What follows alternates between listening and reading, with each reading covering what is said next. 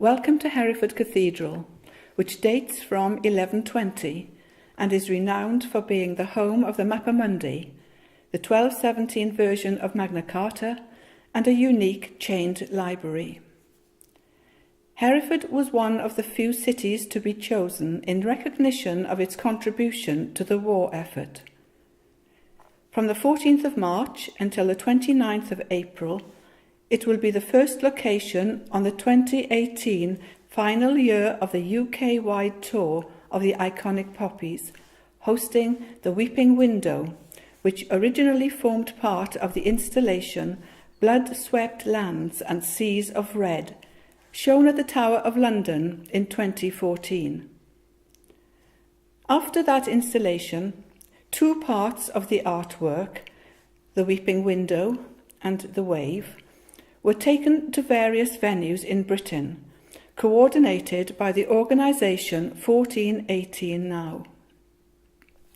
The Poppies and the original concept were by ceramic artist Paul Cummins, and installation by designer Tom Piper. The Poppy was a familiar sight in the battlegrounds of the Western Front, where it flourished amidst the devastation of warfare, in soil churned up by the fighting and shelling. Following the poem Flanders Fields, written by John McCrae, who served in Ypres in 1915, the Poppy became a symbol of remembrance of those who died in battle. In the installation at the Tower of London, 888,246 ceramic poppies were planted, one for each of the British and colonial lives lost at the front in the First World War, exactly 100 years before. It is appropriate that the UK tour of this inspirational poppy sculpture will end at the Imperial War Museum in London, where it will become part of the collection. As at other venues, it is not possible to walk amongst the poppies or to touch them in situ, as there is protective low-level fencing around the area. However, there is a selection of unpainted and unglazed ceramic poppy heads which can be held and examined in the north porch of the cathedral. Hopefully the following description will help you envisage the construction and the dramatic effect of this amazingly crafted work of art.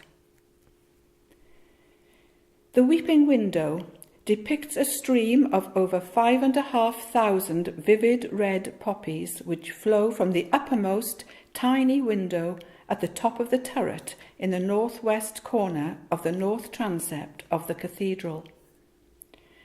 The poppies cascade downwards between two stone pillars. As they fan outwards, they form a thick pool of red on the grassy area below. They continue to drift over the gravelled pathway which encompasses the cathedral and onto the greenery of the cathedral close beyond, where they appear to be growing randomly, individually or in scattered clusters. The artist's design has been carefully managed. The construction involves a 25-metre steel, narrow, ladder-like frame being attached to the stone wall of the cathedral, having first been painted the same colour as the 13th century sandstone. As it reaches the ground, the structure forms a three-dimensional triangle shape to support the vast profusion of poppies gathered there. Before the poppies are attached to the scaffolding, they are arranged in clusters. The stems are twisted and meshed together so that the poppy heads face in different directions.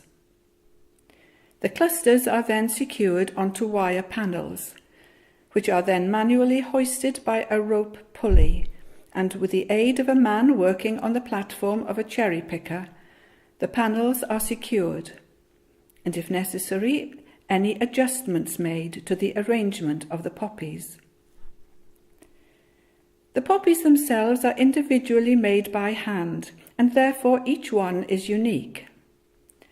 The poppy heads are all about the size of a man's cupped hand, with each of the 6 petals carefully placed.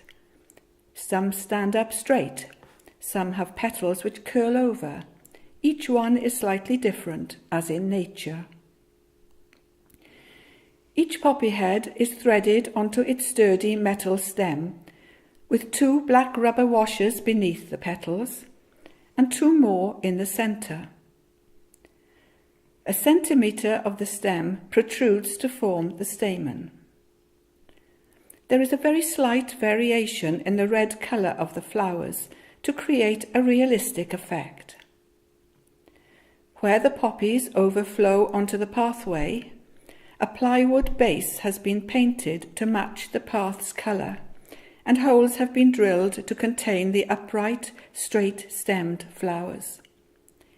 Here, as on the grassy areas, the poppy stems are of varied length, creating an organic, natural effect.